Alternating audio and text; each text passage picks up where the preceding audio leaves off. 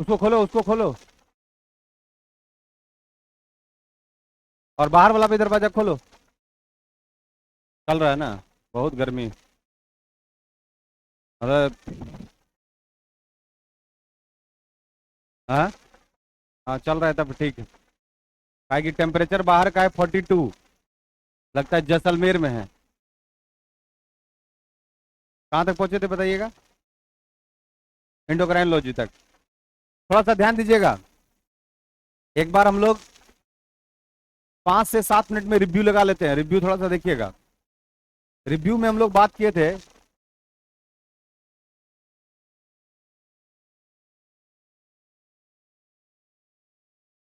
Review जब हम लोग का बात हुआ था तो हम लोग के पास अब फाइनल एक टच आ रहा है। जिस कंसेप्ट को हम लोग बोल रहे हैं क्या? एनिमेलिया। और एनिमेलिया से हम लोग किसका एग्जाम्पल के तौर पर हम लोग काम कर रहे थे? Human being. और ह्यूमन बीइंग में हम लोग सबसे पहले किस पर काम शुरू किए हैं? ब्रेन पर किए है ना? अप्रोच को देखिएगा थोड़ा सा। तो इसका मतलब है कि जिस पे हम लोग काम कर रहे हैं, यानी ब्रेन पर हम लोग का जो अप्रोच चल रहा है, इस ब्रेन से संबंधित हम लोग कुछ अप्रोच पर काम शुरू किए। जैसे कि हम लोग सबसे पहले काम शुरू किए कि एक बात किए कि क्रेनियम बॉक्स में हम लोग का ब्रेन है। उस बॉक्स में हम लोग निकाल करके उसका क्या काटे? एलएस, लॉन्गिट्यूडनल सेक्शन काटे। लॉन्गिट्यूडनल सेक्शन में अगर ये मान लिया हम लोग का ब्रेन था, तो हम लोग इसको 3 पार्ट में बांटे थे। कौन कौन? फॉर ब्रेन, मिड ब्रेन और हाइंड ब्रेन। फॉर ब्रेन का नाम क्या था? प्रोजेंसेफ्लॉन। द्वीट का मेजोनसेफ्लॉन। और नीचे का रोम्बेनसेफ्लॉन। जब हम लोग इस पर काम कर, आराम से समझिएगा, जब ऊपर काम करना शुरू किया तो हम लोग को एक लोब मिला, ऑल्फैक्टरी लोब। किसके लिए रिस्पॉन्सिबल? स्मेल के लिए, यानी रिस्पॉन्सिबल फॉर स्मेल। फिर नीचे मेडुला ऑब्लंगाटा था, किसके लिए? अनैच्छिक क्रियाओं को कंट्रोल करा था। इसके बाद एक था सेरेब्रम, मेमोरी के लिए। सेरेब्रम किसके लिए? मेमोरी के लिए, इच्छा शक्ति के लिए, विल पावर के लिए। एक था हम लोग के पास सेरेब्लम, बॉडी बैलेंस के लिए। एक था ऑप्टिक लोब्स, आई के एडजस्टमेंट के लिए, आई को कंट्रोल एंड कोऑर्डिनेट करने के लिए। ये सारा चीज हम लोग देख पा रहे थे। इसके बाद हम लोग को पता चला कि अगर हम लोग इसको और क्लेरिफाई करें तो हम लोग के पास सीएनएस के रूप में आता है, सेंट्रल नर्वस सिस्टम। और सेंट्रल नर्वस सिस्टम में ब्रेन प्लस स्पाइनल कोड, ये दोनों को मिला देंगे तो सेंट्रल नर्वस सिस्टम। ये भी एक अप्रोच हम लोग का बेहतर है। अब एक चीज और हम लोग के पास क्लियरिफाई होना शुरू किया कि जब इसी हम लोग ब्रेन पर बात करना शुरू किए तो हमें लगा कि हमारे शरीर में 2 तरह का ग्लैंड होता है। एक ग्लैंड को हम लोग बोलते हैं एक्सो, और एक को बोलते हैं इंडो। हमने कहा भी था कि एक्सो जो है उसमें डक्ट होगा और इंडो डक्टलेस होगा। जिसमें डक्ट होगा वो निकालेगा एंजाइम को, और जो डक्टलेस होगा निकालेगा hormone.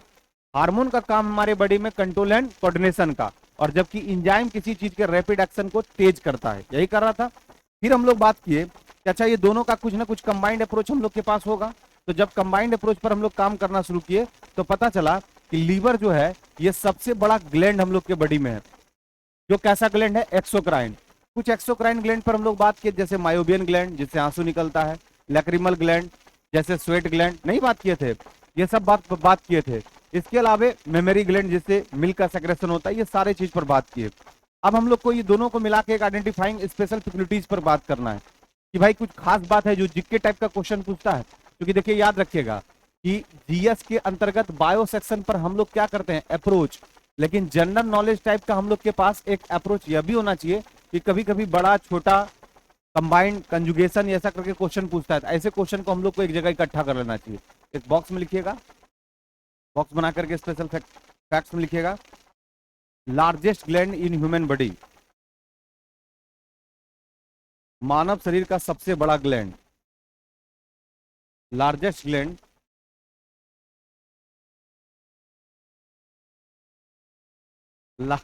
Largest gland in human body.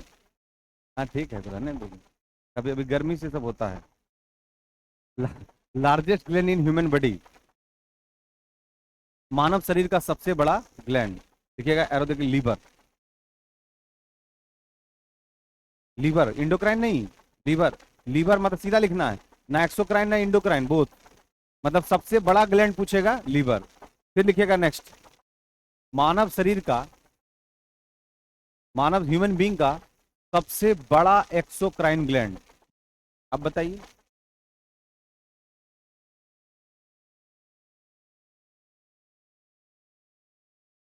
Question नहीं समझा तुम लोग, हम पूछ क्वेश्चन पे ध्यान दीजिएगा। मानव शरीर का सबसे बड़ा एक्सोक्राइन ग्लैंड लीवर ही होगा। जब सब में दोनों में से वो बड़ा है तो निश्चित रूप से एक्सोक्राइन है, तभी तो उससे छिद्र होकर के कुछ निकल रहा है, तो रिस रिस कर निकल नहीं रहा है। क्लियर? खाली ऐसे घुमा के पूछ दिए थे क्वेश्चन। दूसरा लिखिएगा नेक्स्ट, मानव शरीर का सबसे बड़ा इंडोक्राइन ग्लैंड थायराइड। मानव शरीर का सबसे बड़ा इंडोक्राइन ग्लैंड थायराइड।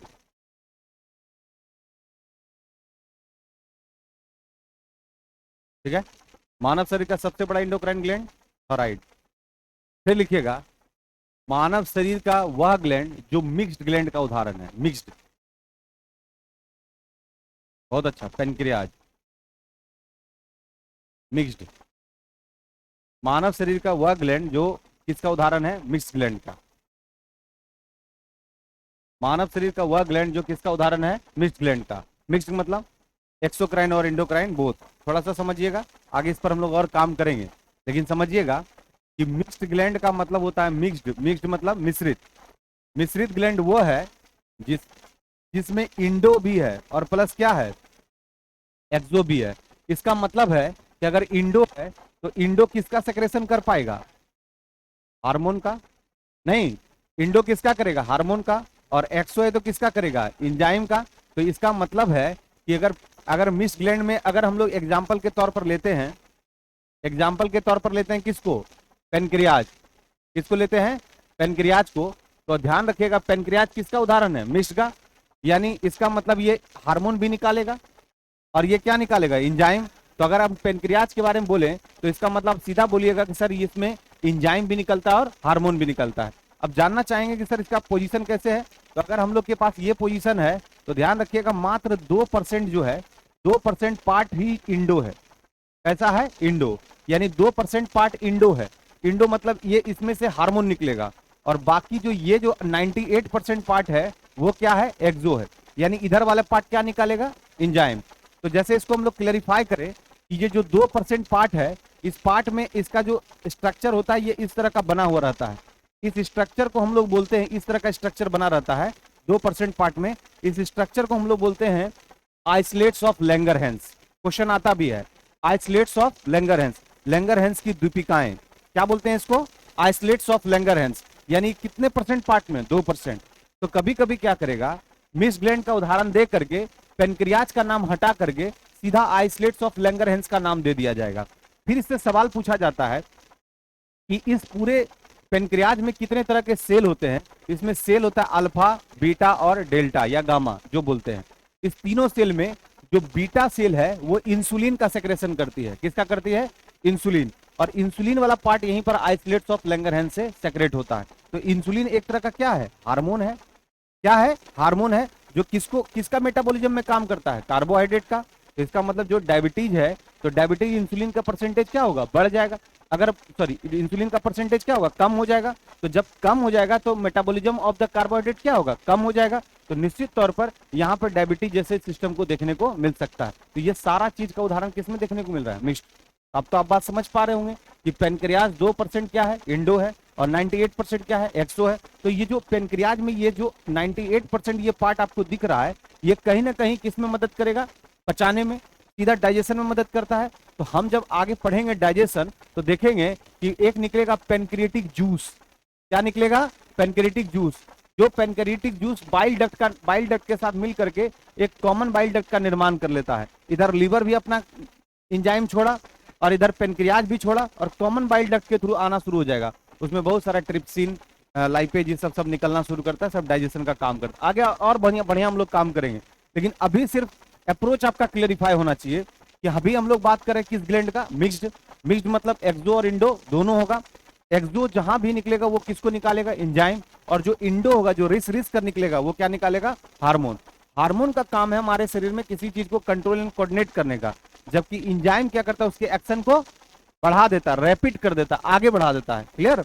इस बात को हम लोग समझेंगे। अभी इसको पढ़ने की जरूरत नहीं, इस पर हम लोग काम करेंगे। लिखिएगा, बस अप्रोच करना था, अप्रोच क्लियरिफाई कर दिए।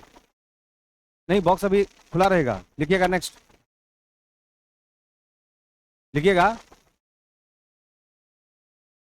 थायराइड लिखिए बड़ा ग्लैंड, देखिएगा सबसे छोटा endocrine gland pituitary, smallest endocrine gland लिखिएगा पिट्यूटरी, सबसे छोटा इंडोक्राइन ग्लैंड लिखिएगा पिट्यूटरी, पिट्यूटरी, सबसे छोटा इंडोक्राइन ग्लैंड लिखिएगा पिट्यूटरी।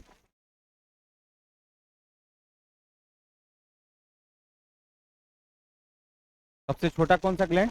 पिट्यूटरी। ब्रैकेट में लिखिएगा, इसको बोलते हैं मास्टर ग्लैंड, वहीं पर ब्रैकेट में लिखिएगा मास्टर ग्लैंड, जहां पे पिट्यूटरी लिखे हैं उसी के ब्रैकेट में लिखिएगा मास्टर ग्लैंड, ठीक है। जहां पे पिट्यूटरी लिखे हैं उसी के ब्रैकेट में क्या लिखिएगा? Master gland. कैसा ग्लैंड है ये? मास्टर। बताएंगे आपको मास्टर का काम कैसे करता है, समझिएगा। आप मान लीजिए कि अब लिखना कम है, जितना ज्यादा समझोगे उतना ज्यादा अच्छा है। जैसे लिखने के चक्कर में रहिएगा तो पता चला कि आपका कंटेंट बहुत अच्छा होगा लेकिन समझ आपका बढ़िया नहीं हो पाएगा।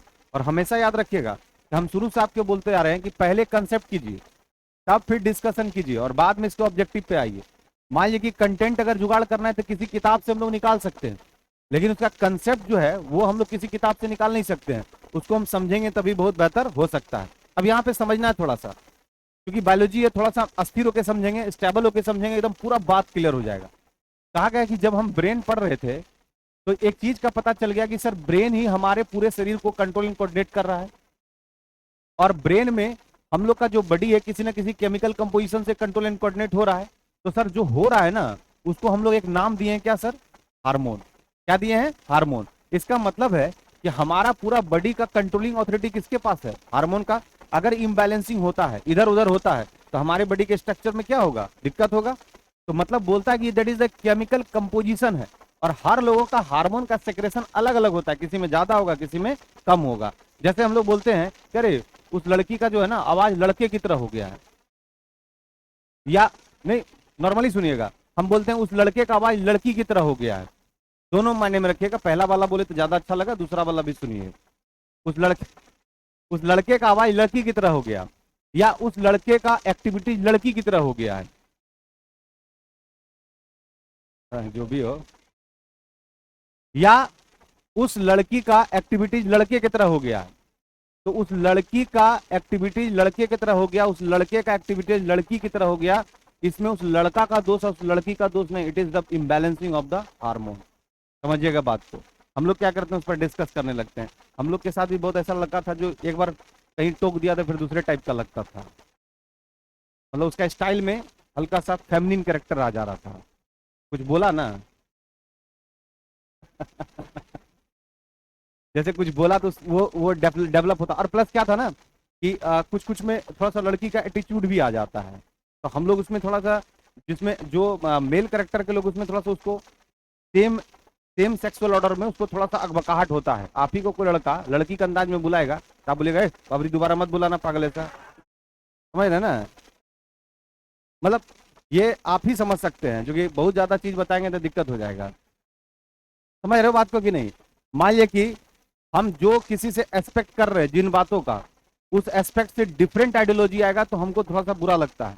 जैसे हमारे साथ जो जो लोग भी रहते थे उसमें एक लड़का रहता था, जूनियर था, तो देखते थे जब फोन पे बतियाता था तो धीरे धीरे लड़की में कन्वर्जन होना शुरू हो जाता था। तो जैसे कुछ बोलना शुरू करें तो हमारा पूरा रोआ फिर, हम बोले अरे यार कैसे बतियाता है जी। अब मतलब उसी लगता था उससे बतियाते बतियाते ना उसी के फ्रेम स्ट्रक्चर में चला गया है। जैसे उधर से बात करती थी ना उसी ऐसे ये भी बात करता था, तो दोनों मैच हो गया।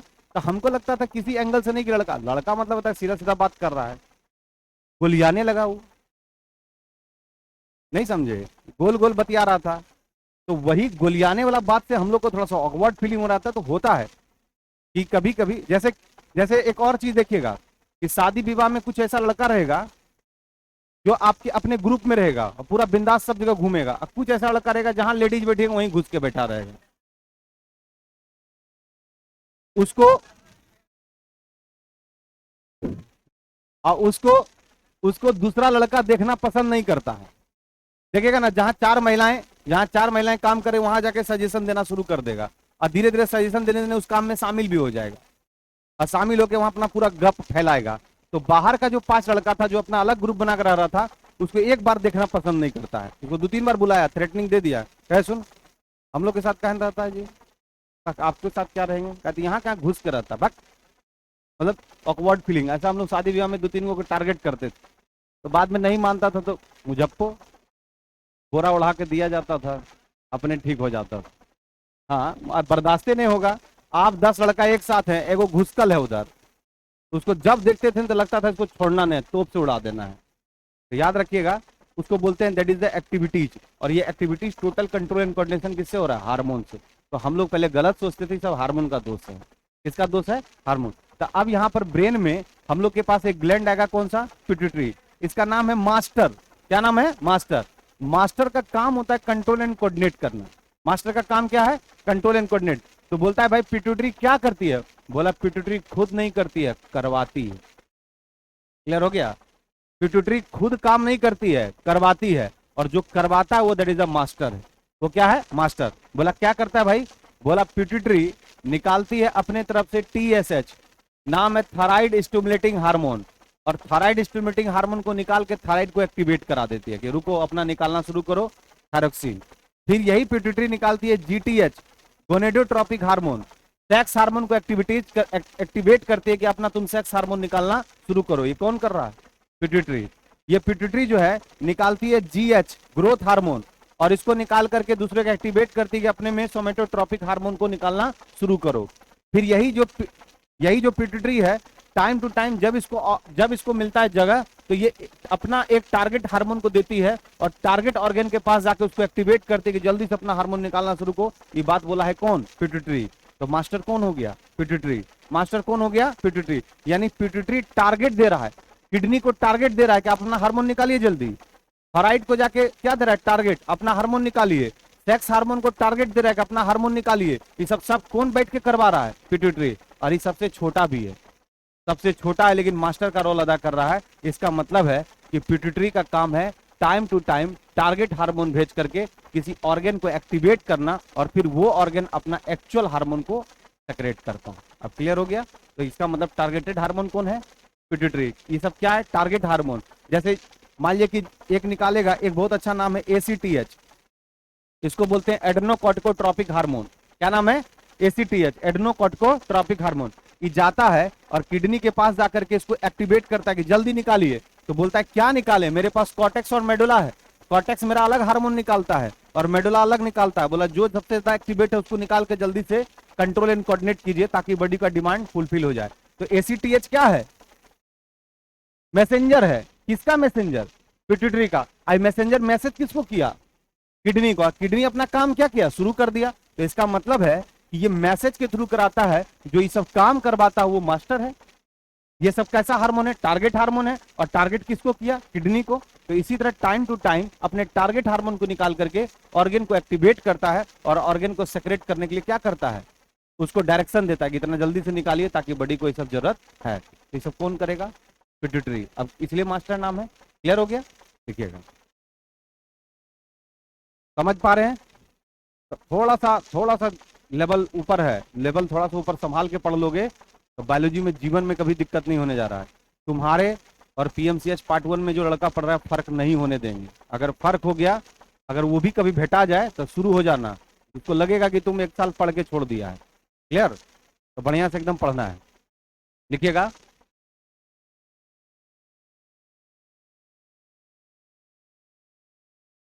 लिखिएगा example of endocrine gland. Box बंद कर दीजिए। ओके, बक्सा का काम निकाल ली। Example of endocrine gland. सबसे पहले लिखिएगा पिट्यूटरी ग्लैंड। पिट्यूटरी, स्पेलिंग गलत मत लिखिएगा।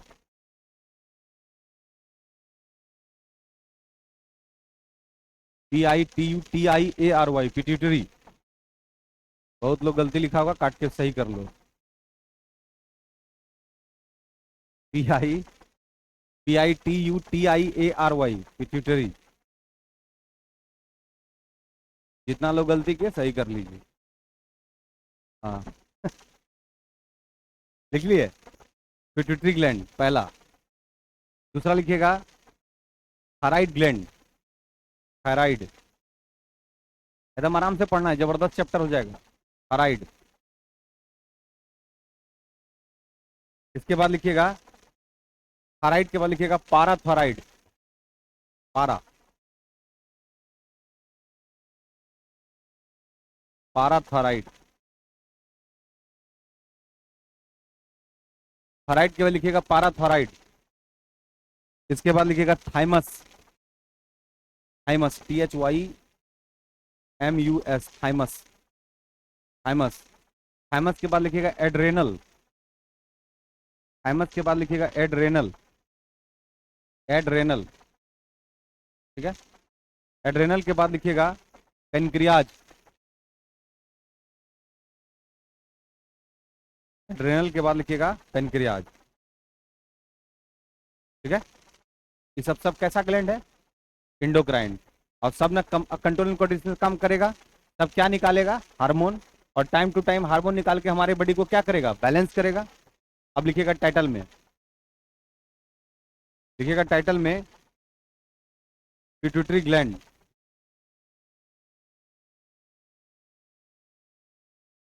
टाइटल में लिखिएगा पिट्यूटरी ग्लैंड।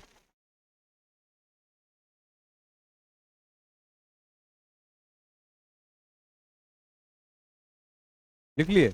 इसको हिंदी में बोलते हैं पीयूष ग्रंथि, पीयूष, हिंदी में बोलते हैं पिट्यूटरी ग्लैंड को पीयूष ग्रंथि। लिख लिए? लिखिएगा थोड़ा सा वहीं पे जहाँ पे पीयूष ग्रंथि लिखे उसके नीचे एक छोटा सा बॉक्स बना करके एक छोटा सा बात लिख के पहले क्लियरिफाई कर लेते हैं। लिखिएगा हार्मोन, हार्मोन ब्लड के साथ मिलकर, वहीं पर पहले लिख लीजिएगा तब और ज्यादा, तब और ज्यादा क्लियर कंसेप्ट आपको देखने को मिलेगा। लिखिएगा हार्मोन ब्लड के साथ मिलकर,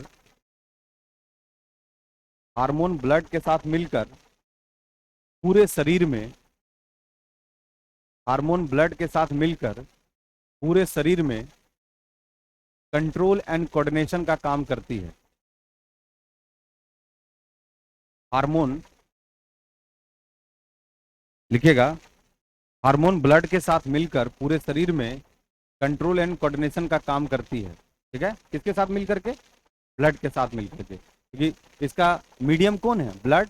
ब्लड में जाएगा तो ब्लड के थ्रू ही सब जगह पहुंचेगा कौन? हार्मोन। हम पिछले क्लास में आप लोग को बताए थे कि हम लोग बोलते हैं कि आप लोग अपने आप को मेडिटेट कीजिए, तो मेडिटेशन कीजिएगा तो पक्का है कि पिट्यूटरी का बैलेंसिंग ऑफ द मूड रहेगा। नहीं समझे?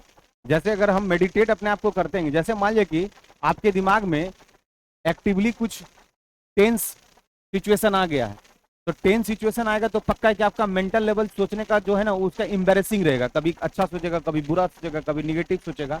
तो कहा जाता है कि जैसा हम लोग के बॉडी, जैसा हम लोग का मेंटल लेवल सोचता है ना वैसा बॉडी हम लोग का इफेक्ट करता है। याद रखना है, जैसा मानसिक रूप से आप सोचिएगा वैसा ही आपका बॉडी रिस्पॉन्ड करेगा।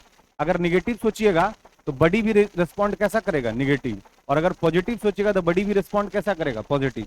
जैसे इसका सबसे अच्छा उदाहरण बताते हैं कि फुटबॉल के मैदान में अगर विपक्षी पार्टी की तरफ आप 8 गोल मार दिए हैं तो आपका कॉन्फिडेंस लेवल और बढ़ा रहेगा, और वो जो थका हुआ भी प्लेयर है वो ज्यादा ऑफेंसिव खेलेगा, डिफेंसिव नहीं खेलेगा। लेकिन दूसरा तरफ जो है, दूसरा तरफ जिसके तरफ 8 गोल दागा गया है वो दोनों चीजों का यूज करेगा, ऑफेंसिव और डिफेंसिव दोनों, क्योंकि उसको बचाना भी है और गोल को बराबर भी करना है। तो ज्यादा टेंस किधर है? विपक्षी पार्टी की तरफ। तो याद रखना है कि अगर शुरू का बल्लेबाज आकर के 50 रन, 60 रन, 70 रन सब बना के चला गया है तो आने वाला जो बल्लेबाज होता है स्लॉग ओवर में 4 छक्का लगा सकता है। कारण क्या है कि उसके पास रिस्क फैक्टर नहीं है। और अगर शुरू का 3-4 बल्लेबाज 10 रन के अंदर चला गया है तो आने वाले बल्लेबाज को जो फुल टॉस गेंद भी उसको यॉर्कर लगता है, उसको रोक रोक के खेलता है कि हम चल जाएंगे तो फिर कहानी खराब हो जाएगा। तो याद रखना है कि प्रेशर जो क्रिएट होता है, जिस प्रेशर को हम लोग देख सकते हैं उसको हम लोग मेंटल लेवल से उसको अप्रोच करते हैं। जैसे समझिएगा कि अगर आपकी छोटी सी भी नौकरी हो जाती है, उसके बाद किसी परीक्षा को देते हैं तो आपका टिक लगाने का स्टाइल बदल जाता है। लोग बोलता है कि आप रेलवे में थे, कैसे आप फिर परीक्षा निकाल लिए? रेलवे में था इसलिए परीक्षा निकाल लिया कि उसने कॉन्फिडेंटली रिस्क फैक्टर लेकर के टिक आउट कर दिया, दूसरा हो गया। और जिसकी नौकरी अभी एक भी नहीं शुरू हुई है वो हमेशा उसको लगेगा कि अगर ये नहीं होगा तो फिर मौका मिलेगा कि नहीं मिलेगा, तो थोड़ा संभल के मारते हैं। तो याद रखना है कि जो रिस्क फैक्टर में काम करता है उसके पास इम्बैलेंसिंग प्रोसेस होता है, और जो जिसके पास कुछ है तो वो थोड़ा सा फ्री जोन में चीजों को करता है और वहां पर उसका कार्य क्षमता क्या होता है? बढ़ जाता है, इफिशियंसी क्या होगा? बढ़ जाएगा। तो ध्यान रखना है कि वही चीज है कि पिट्यूटरी ग्लैंड अगर आपका मेंटल लेवल सही चल रहा है तो पिट्यूटरी ग्लैंड का जो अप्रोच है वो हमेशा कैसा रहेगा, पॉजिटिव। अब जब पॉजिटिव रहेगा तो बैलेंसिंग ऑफ द हार्मोन कैसा रहेगा, पॉजिटिव। टारगेट हार्मोन को जो टास्क मिलेगा वो कैसा मिलेगा, पॉजिटिव। यानी इसका आपका मतलब है कि पूरे बॉडी का चीज आपका रिस्पॉन्ड अच्छा करेगा। डॉक्टर बोलता भी है कि देखिए कम से कम कोरोना काल में तनाव मत लीजिए, पहला लाइन ये बोलता है तनाव लेने से क्या होगा, बोला तनाव इसलिए नहीं लीजिए कि टारगेट हार्मोन तो किडनी को जाकर के भेजेगा, कहेगा कि आप एड्रेनल निकालिए, एड्रेनलिन, पता चला टारगेट हार्मोन इम्बैलेंसिंग हार्मोन निकलवा दिया, तो टॉक्सिक मटेरियल निकल सकता है ना। ज्यादा निकलेगा तो बीमारी, कम निकलेगा तो बीमारी। इसका मतलब है कि यहाँ पर बैठ करके ये मास्टर अपना काम बहुत अच्छे तरीके से करता है due to the positive sense of the concept. अगर कंसेप्ट पॉजिटिव सेंस है तो यहाँ से इसका हार्मोनल सेक्शन बेहतर होगा। इसलिए आजकल देखिए योगा नेचुरोपैथी से सबको जोड़ रहा है। आपको लगता होगा ना कि बायोलॉजिकल साइंस जो है या जो साइंटिफिक अप्रोच जो है हमारा और चीजों से अलग है, चाहे आयुर्वेदाचार्य हो, चाहे नेचुरोपैथी हो, या फिर कोई भी मंत्रालय का सिस्टम हो, आयुष का कोई भी सिस्टम चलता हो, यह ध्यान रखना है कि हर एक चीज का केमिकल कंपोजिशन एक ही है और सारे चीजों का एकमात्र जरिया है जिसको हम लोग बोलते हैं रिसोर्सेस ऑफ द पॉजिटिवनेस। अगर आप खुश हैं तो टारगेट है। बहुत लोग हम लोग को बोलता भी है कि आप क्या सोचते हैं, तो याद रखिएगा जीवन में अगर कंपैरेटिवली सोचिएगा तो हमेशा दिक्कत होगा, एब्सोल्यूट सोचिएगा तो सही लगेगा। हम लोग ज्यादा किस में जी रहे हैं, कंपैरिजन में। अरे हम नहीं कर रहे हैं तो हम नहीं हो पा रहा है, हमको भी वहां तक पहुंचना चाहिए। अब उस कंपैरिजन में क्या हो रहा है कि आप अपने एक जो हैप्पीनेस है उसको कहीं ना कहीं दरकिनार कर रहे हैं और अपने पूरे पूरे पावर को किधर लगा रहे हैं, उसके कंपैरिजन में। तो हमेशा याद रखिएगा कि पिट्यूटरी ग्लैंड जिसका फाइन काम कर रहा है, इसका मतलब है कि उसका मेंटल लेवल एकदम बैलेंस काम कर रहा है और यहाँ से सेक्रेशन एकदम बेहतर तरीके से होगा। तो इसमें किसके साथ काम कर रहा है ये, ब्लड के साथ। तो ब्लड क्या करेगा, ब्लड तो आपके शरीर में पूरे सर्कुलेट कर रहा है और बोलता है पूरे पूरे ब्लड में कितने समय में करेगा, 23 सेकंड में। यानी एक बार कंप्लीट कर जाएगा कितने सेकंड में, 23 सेकंड में। तो जहां से भी हार्मोन निकलेगा तो इसको कैरी कौन कर लेगा, आपका ब्लड, और ये कैरी करके टारगेट सिस्टम तक क्या करेगा, पहुंचा देगा। तो आपका कम्युनिकेशन का काम कौन देख रहा है, ब्लड। और आपका जो मटेरियल निकल रहा है अलग अलग जगह से, तो चारों तरफ फैलाने का काम कौन कर रहा है, ब्लड। इसका मतलब है कि ब्लड तो आपका माध्यम है। तो अब ये माध्यम है तो अब ये जानना जरूरी है कि जो आपका हार्मोन निकल रहा है वो हार्मोन का नेचर भी तो कुछ कुछ होगा, कुछ प्रोटीनस नेचर का होगा, कुछ स्टेरॉइड नेचर का होगा। तो इस नेचर को ढोने का काम कौन करेगा, ब्लड। तो इसका मतलब है कि हार्मोन के अलग अलग नेचर को अलग अलग तरीके से ये क्या करता है, कम्युनिकेट करता, टारगेट सिस्टम तक पहुंचा पाता। देखिए समझ पा रहे हैं, बहुत भयानक सेक्शन है ये। मतलब नॉर्मल ये बायोलॉजी नहीं है, जैसे कि हम लोग क्या करते थे ना, नॉर्मल बायोलॉजी। एक्चुअली बायोलॉजी बड़ा डिफरेंट है, इसमें घुसिएगा तो आपको मजा आना शुरू हो जाएगा और अब मजा आ रहा होगा। अभी तक हम मोनरा पढ़ा रहे थे, हमको पता था कि उसमें सब लोग झेल रहा है, हमको बैक्टीरिया में झेला। बहुत लोग नया बच्चा है भाग भी गया, अरे वाह क्या क्या बोलते हैं, ग्लूग्रीन एल्गी, ये साइनो बैक्टीरिया। क्योंकि आपको मतलब नहीं था ना हम लोग को बैक्टीरिया से, हम लोग को बैक्टीरिया से क्या मतलब था, दही खाते थे, बस वही बैक्टीरिया से मतलब था। दूसरा था कि वायरस पढ़ा है, उबिये को डरे था कि क्या सर ये सब पढ़ाते हैं, कोरोना फिर बढ़ गया। ठीक है, तो वायरस भी हम लोग के लिए निगेटिव पॉइंट आउट ही था। फिर आपको थोड़ा सा आगे बढ़ा करके हम फिर फंगी पढ़ाए, तो फंगी भी आपका इंटरेस्टिंग जोन में नहीं था। एल्गी पढ़ाए तो एल्गी में ऐसा चीज बोल रहे थे नाम कि आपको याद करने में थोड़ा तकलीफ हो रहा था। हम बार बार बोल रहे थे कि आने दीजिए एनिमेलिया, और एनिमेलिया में उदाहरण किसको लेंगे, अपने आप को, ह्यूमन बीइंग छोड़िए ना, अपने आप को। और हम अपने आप को बहुत अच्छे से समझ सकते हैं, हमारा कौन कौन हार्मोन किधर किधर जा रहा है ये हमको पता चलता है, आपको पता चलता है। तो जाहिर सी बात है कि अपने पर जब किसी चीज को हम लागू करके एग्जाम्पल के तौर पर पढ़ते हैं तो उसका अप्रोच क्या होता है, बेहतर हो जाता है। बस यही बायोलॉजी का यही बायोलॉजी का कंसेप्ट है और इसी को हम पूरा खोल रहे हैं।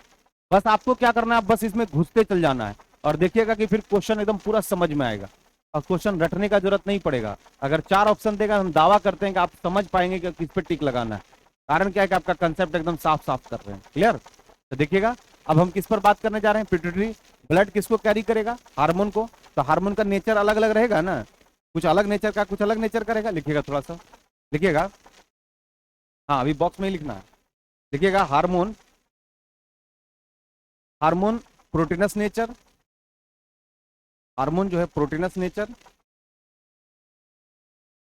एकदम आराम आराम से पढ़ना है ये सब सब्जेक्ट को, भाग के एकदम नहीं पढ़ना है। Hormones proteins nature, steroids nature, steroids steroids,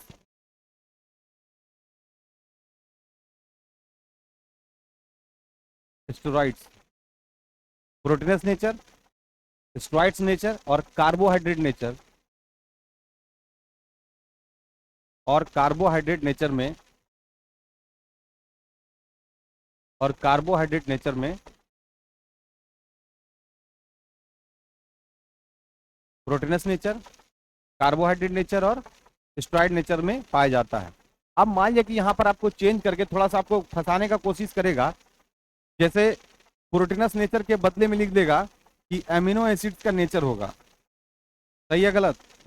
सही है, एक ही बात है, क्योंकि प्रोटीन को तोड़ेंगे तो किसमें टूटेगा? एमिनो एसिड्स में। और आपको बोले थे कि 20 से 22 एमिनो एसिड डेराइव होकर के किसका निर्माण करता है? प्रोटीन का। और एमिनो एसिड्स को तोड़ेंगे तो कार्बन, हाइड्रोजन, नाइट्रोजन और ऑक्सीजन, पढ़ा चुके हैं ना। यानी एमिनो एसिड में कार्बन होगा, हाइड्रोजन होगा और नाइट्रोजन और ऑक्सीजन होगा, और ये सब मिलकर के किसका निर्माण कर रहा है? प्रोटीनस, एमिनो एसिड्स का। और एमिनो एसिड्स किसका निर्माण कर रहा है? प्रोटीन का। तो इसका मतलब ये समझिएगा कि ये that is the nature of the protein, और प्रोटीन के यूनिट को क्या बोलते हैं? एमिनो एसिड्स, और एमिनो एसिड्स के यूनिट को कार्बन, हाइड्रोजन, नाइट्रोजन और ऑक्सीजन। यही कंसेप्ट है, लिखिएगा, लिखिएगा।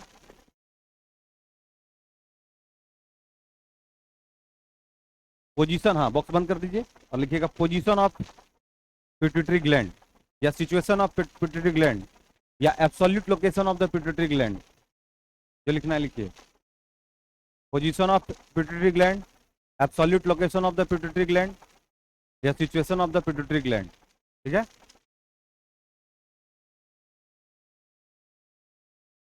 पोजीशन ऑफ पिट्यूटरी ग्लैंड, उसका एब्सोल्यूट लोकेशन देखना चाह रहे हैं। पहला पॉइंट लिखिएगा सेंटर में, लिखिएगा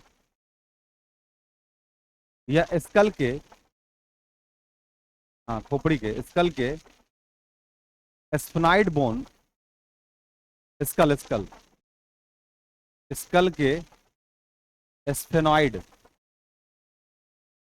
स्फेनॉइड ऐसे लिखिएगा, ऐसे इसका पूरा बड़ा नाम है बेसो स्फेनॉइड, बेसो स्फेनॉइड। यह स्कल के बेसो स्फेनॉइड बोन के, बेसो स्फेनॉइड, या स्कल के, यानी स्कल जो आपका ऐसे वाला था, ये वाला जो पोजीशन था खोपड़ी वाला, ये स्कल के कहीं पर एक जगह है जिसको बोलते हैं बेसो स्फेनॉइड बोन। कौन सा बोन? बेसो स्फेनॉइड। मान लीजिए कि इस तरह का एक बोन होगा और वहां पे इस तरह का गड्ढा नुमा रचना होगा, बेसो स्फेनॉइड। ये जो बोन है इसका क्या नाम कर दिया है? बेसो स्फेनॉइड बोन। और ये गड्ढा जो है इसका नाम है सेला टर्सिका, या फिर इसको हम लोग बोलते हैं पिट्यूटरी फोसा। मौसा नहीं, फोसा, सेला टर्सिका या पिट्यूटरी फोसा बोलते हैं। थोड़ा सा नाम टेढ़ा टेढ़ाएगा, डरना नहीं है, लिखना है पिट्यूटरी सेला टर्सिका या पिट्यूटरी फोसा। ये गड्ढा को क्या बोलते हैं? ये जो ये बोन है ना, ये जो बोन है, ये इस बोन का नाम है बेसोस्फेनाइड। ठीक है, और इस बेसोस्फेनाइड बोन में यहाँ पर जो गड्ढा नुमा रचना है उसको हम लोग बोलते हैं सेला टर्सिका या पिट्यूटरी फोसा, और इसी के अंदर यहाँ पर है पिट्यूटरी ग्लैंड, इसी के अंदर है ये पिट्यूटरी ग्लैंड। और इस पिट्यूटरी ग्लैंड के जो इस पोजीशन को हम लोग बोलते हैं हाइपोथैलेमस।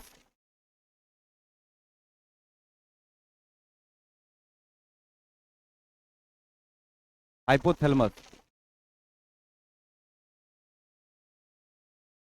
मुंह घुमचाना नहीं है, सब लिखना है। हाँ, जहाँ जहाँ टर्मिनोलॉजी का यूज आगे बढ़ाते हैं, जब कहानी बोलते हैं तो अच्छा लगता है, और जहाँ नाम कुछ बोलते हैं तो ऐसे ऐसे करते हो, तो सब नहीं करना है। इतना कहानी इसलिए बताते हैं कि सब याद हो जाए। क्लियर? यहाँ से क्वेश्चन पूछेगा कि हमारे शरीर में टेम्परेचर को मेंटेन करने वाले जगह का नाम क्या है? हाइपोथैलेमस। बहुत फेमस क्वेश्चन है। हमारे शरीर में जो टेम्परेचर को मेंटेन करता है वो कौन है? अगर गलती से हाइपोथैलेमस का काम हटा करके वहां पिट्यूटरी डाल देगा तो मारना पड़ेगा, उसको हटाकर बेसोस्फेनाइड का सेला टर्सिका मारेगा तो मारना पड़ेगा। क्लियर? यानी सब कॉमन फैक्टर है। अब यहाँ पर एक बार फिर से ध्यान देखिएगा, हम समझ पा रहे हैं कि 90% आदमी को दिक्कत हो रहा है, ये समझिएगा। ये है क्या? हड्डी। ई हड्डी के बीच में है क्या? गड्ढा। ई गड्ढा के बीच में कौन है? पिट्यूटरी। तो ये जो गड्ढा है, ये गड्ढा वाला क्षेत्र जो है, इसी गड्ढा वाला क्षेत्र को जो लटका हुआ पार्ट है इसको हम लोग बोलते हैं हाइपोथैलेमस। क्या बोलेंगे? हाइपो। और ये हमारे बॉडी के टेम्परेचर को मेंटेन करने का काम करता है। और ये जो हड्डी है, इस हड्डी का नाम है बेसो स्फेनॉइड। क्या नाम है? बेसो स्फेनॉइड। और ये जो गड्ढा है, इस गड्ढा को बोलते हैं सेला टर्सिका। क्या बोलते हैं? सेला टर्सिका, या फिर इसको बोलते हैं पिट्यूटरी फोसा। क्लियर? तो इतना बात याद रखने में क्या दिक्कत है? कोई बहुत बड़ा बात तो नहीं बोले हैं। अब सही हो गया? पहला बार में सही नहीं था, पहला बार में सबका मुंह घूमच रहा था। एगो तो लग रहा था बूढ़ा हो गया, इससे कर रहा था। बंद कर, अभी रुका दोबारा बताते हैं। आपका चेहरा सब कुछ बता देता है, बयां करता है भाई। आपका चेहरा देखते हैं, पता चल जाता है कि समझे कि नहीं। अबरी सब क्लियर हो गया। अब तबरी इसलिए नहीं समझ में, नीचे बना दिए थे, अबरी ऊपर बनाए तो सब क्लियर हो गया। ठीक है, हाँ अभी साफ साफ हो गया। क्लियर है? थोड़ा आप कंटेंट बढ़ेगा बाबू। जितना तुम अच्छा से कहानी सुनने में समय लगा रहे थे मेरे साथ, अब थोड़ा कंटेंट बढ़ाएंगे। और हम बोले भी थे कि बायोलॉजी का up to the last, 0 to hero तक का कंसेप्ट देंगे। मतलब 0 से शुरू करेंगे। जब शुरू किए होंगे तो आपको रोज लगता है कि मुनरा मुनरा रोज बोलते हैं, अरे यही चीज जानना था, कोई दिक्कत नहीं। अब हम जाएंगे अंदर, और अंदर वहां तक जाएंगे जहां एक नीट का बच्चा जाता है, वहां तक आपको ले जाएंगे। समझ रहे बात को कि नहीं? क्योंकि आपको हम बायोलॉजी एक बेहतर लेवल तक पहुंचा देंगे ताकि आपको कहीं कोई दिक्कत ना हो। हम जाएंगे उस लेवल तक। और ये मत सोचिएगा कि जीएस पढ़ा रहे हैं तो जल्दीबाजी में इसको खत्म करके निकल जाना है। पढ़ाएंगे एकदम up to the last level तक। अब समझिएगा, डॉक्टर तो बनाइए, छोड़ें, खाली दवा नहीं आएगा है। हाँ तो नहीं तो एक काम करना ना, देखो इसका कंपैरिजन, अब तो गूगल पे बहुत सारा चीज है। जो जो इंस्टीट्यूशन साइंस वाला स्ट्रीम वाला, जो साइंस स्ट्रीम वाला जो भी बायोलॉजी पढ़ा रहा होगा, कोई ना कोई ऑनलाइन तो पढ़ा रहा होगा ना जी। एक बार एंडोक्राइनोलॉजी उसका खोल के देखना, जो नीट के लिए पढ़ा रहा होगा। और एक बार मेरा वीडियो ये वाला जो डाल रहे हैं, इसको भी एक कंपेरिजन में रख लेना, तब खुद ब खुद पता चल जाएगा कि जो नीट वाला है वो बेचारा आधे समझ रहा होगा, हम तो कम से कम पूरा समझ पा रहे हैं। तो काम तो हो गया ना। हम तो बोलते हैं कंपेरिजन करना चाहिए। जब भी ये चीज आपको मौका मिले तो उसका कंपेरेटिवली अप्रोच कीजिए, एक बार कीजिए। तो हम तो पीछे एक बार बोले थे कि ये सब बंद कर दोगे तो हम कोटा में जाके कोनो कोचिंग में पढ़ाना शुरू कर देंगे बायोलॉजी। तो पूछा कैसे सर? कहें सब पता है नीट में क्या क्या सिलेबस है। कि इसलिए पता है, इसलिए आपको पढ़ा भी रहे हैं, पता है तभी पढ़ा रहे हैं। नहीं तो जीएस का मतलब, यहाँ जीएस का मतलब हिस्ट्री, पॉलिटी, और खूब किया तो ज्योग्राफी। एक बाद कहानी खत्म हो जाता है। इकोनॉमिक्स छूता नहीं है जी। इकोनॉमिक्स यहां से पूरे पटना एक बार राउंड अप लगा लो, इकोनॉमिक्स का टच आएगा, उसके बाद कहेगा कि हमको बुखार आना शुरू हो गया है। बस यहाँ 3 चलता है और इसी 3 पर लोग का भीड़ है, इसी में रोज चलता है। हाँ, कांग्रेस अधिवेशन, कांग्रेस अधिवेशन, कांग्रेस अधिवेशन, खरीद लीजिए, इसी पे चल रहा है।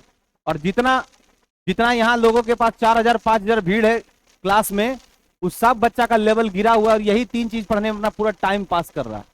उसमें भी सबसे ज्यादा हिस्ट्री पॉलिटी को के साथ तबाही उड़ रहा है। सबसे ज्यादा अगर किसी के साथ तबाही है, किसके साथ? हिस्ट्री के साथ। यहाँ पर कुछ पहले जब हम यहाँ आए थे बोरिंग रोड में, तो कुछ ऐसे टीचर थे जो 3 साल हिस्ट्री पढ़ाते थे। हाँ 3 साल। यहाँ पे जैसे जीएस पढ़ने आया ना, तो 3 साल हिस्ट्री पढ़ाया। उसमें बौद्ध धर्म, जैन धर्म 6 महीना चलता था। हम बोले ऐसे पढ़ाओगे दीक्षित कर दोगे जी। दूसरे दिन झोला उला लेके घूमना शुरू कर देगा, बुद्धम शरणम गच्छामि। पागल कहेगा, इतना पढ़ाने का है। ये तो आकर इसका ट्रेंड चेंज किए। और पहली बार हम यहाँ जब एंट्री किए तो पहला बार जीएस में हम स्टार्ट लिए किसका? इकोनॉमिक्स का। लोगों को यह समझाए कि इकोनॉमिक्स सबसे जीएस में सबसे बेहतरीन सेक्शन है, पहले इकोनॉमिक्स पढ़ लो। हिस्ट्री पॉलिटी जब कहोगे 3 दिन के अंदर उड़ा देंगे। इतिहास यानी हिस्ट्री, पॉलिटी और ज्योग्राफी अगर तुम लोग सब पचाने लायक हो जाओगे तो 8-8 घंटा का एपिसोड देते हैं। 8 घंटा दे देंगे जब कहोगे। जब ऐसा लगेगा लास्ट में कोई एग्जामिनेशन आएगा, ऐसे कोई कहानी करने का था ना, कोई रिकॉर्ड बना, Limca world book of record में नाम दर्ज कराना है, ये सब फालतू बात है, ये सब करने की जरूरत नहीं है। लेकिन ध्यान रखिएगा कि अगर मान लीजिए मॉडर्न इंडिया खत्म करना है तो मॉडर्न इंडिया के लिए लगभग 4 घंटा टाइम चाहिए, कहानी खत्म हो जाएगा। पूरे 6 स्टिक पर कहानी खत्म हो जाएगा। पॉलिटी पर कम से कम चाहिए 6 घंटा, कहानी खत्म हो जाएगा। और ज्योग्राफी पर कम से कम चाहिए 8 से 10 घंटा, क्योंकि इसका थोड़ा सिलेबस बड़ा है। हाँ 2 दिन, अगर 3 दिन काम हम लोग इस पर करते हैं, 3 से 4 दिन, तो ये काम खत्म हो जाता है। और इसका क्वेश्चन ऐसा भी नहीं कि बाहर पूछ देगा, इतना खोद खोद के नहीं पूछता। अच्छा जा रहा था तो उसमें दो आदमी के हाथ में क्या क्या था, इतना नहीं पूछता, क्लियर, पॉकेट में क्या था। लेकिन अब देखो जीएस का जमाना कैसा आया, ध्यान दीजिएगा। जीएस के जमाने में पार्टिसिपेशन ऑफ द इकोनॉमिक्स बढ़ा है, पार्टिसिपेशन ऑफ द बायोलॉजी बढ़ा है, और ये दोनों में बच्चा गलती करके आएगा, आपको बढ़ना है, यही दोनों में। बायोलॉजी में क्वेश्चन दम घुस के पूछ रहा है।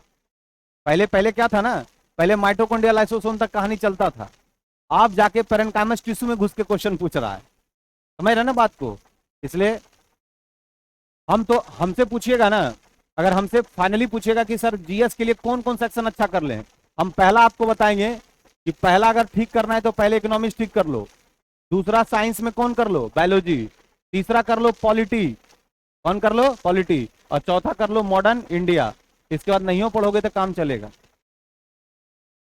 ज्योग्राफी, ज्योग्राफी में इंडियन ज्योग्राफी थोड़ा कर लीजिए, और इसके बाद नहीं भी पढ़िएगा तो काम चलेगा, क्योंकि कोई जरूरी नहीं कि मेडाबल इंडिया क्वेश्चन पूछेगा, एकाध, कोई जरूरी नहीं कि एंसेंट इंडिया से क्वेश्चन पूछेगा। इस सबका कहानी क्या किया, उड़ा दिया।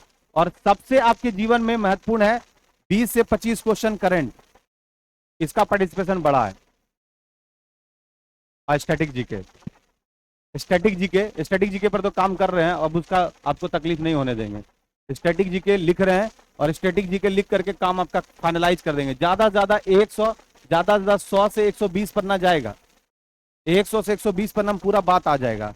जहां कोई परीक्षा में जाना है बस उल्टा करके अपना पहुंच जाना है, आ जाएगा। अभी 25% लिख पाए, रोज लिखना, क्लास लेने के बाद लिखना बहुत टफ काम है, हम लोग के लिए तो पनिशेबल चार्ज है। 2 पन्ना लिखते लिखते बेहोश हो जाते हैं। ठीक है, लिखिएगा थोड़ा सा, अभी 25% लिखे तो कब आएगा, थोड़ा टाइम देगा ना जी। बस मतलब गजबे तुम लोग को बोले कि एकदम शुरू हो गया। हाँ हाँ, लिखिएगा, निकल दो, निकल दो, नहीं नहीं क्लास नहीं है।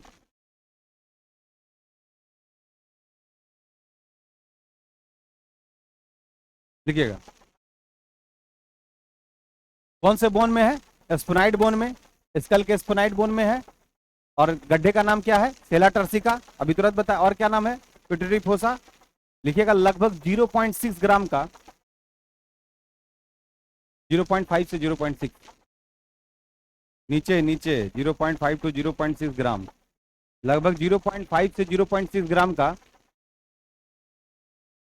0.5 से 0.6 ग्राम का पिट्यूटरी ग्लैंड होता है।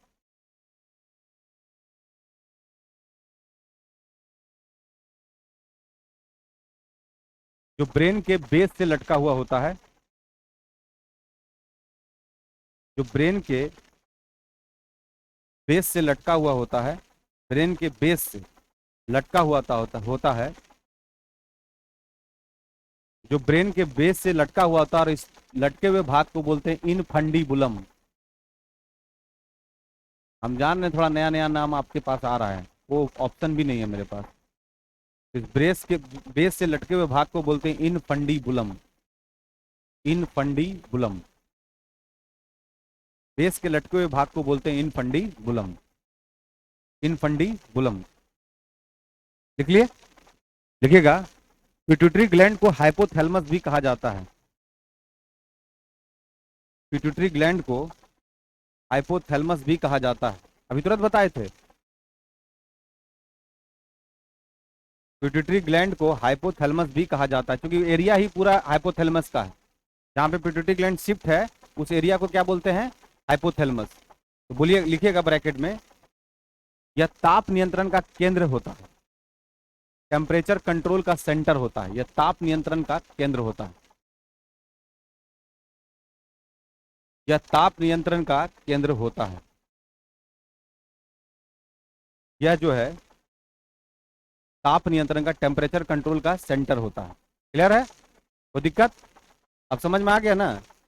खाली बस खाली नाम ही सबका घुमाते रहिएगा, कोई तकलीफ नहीं होगा, सब समझाने में कहीं कोई कसर नहीं छोड़ेंगे, बस इसका नाम घुमाते, इनफंडीबुलम, हाइपोथैलेमस, पिट्यूटरी फोसा, सेला टर्सिका, बेसोस्फेनाइड बोन। थोड़ा सा बोलने में तकलीफ हो सकता है, लेकिन चलाते रहिएगा, काम हो जाएगा। ठीक है, नेक्स्ट क्लास में बात करेंगे इसके डिटेल पे।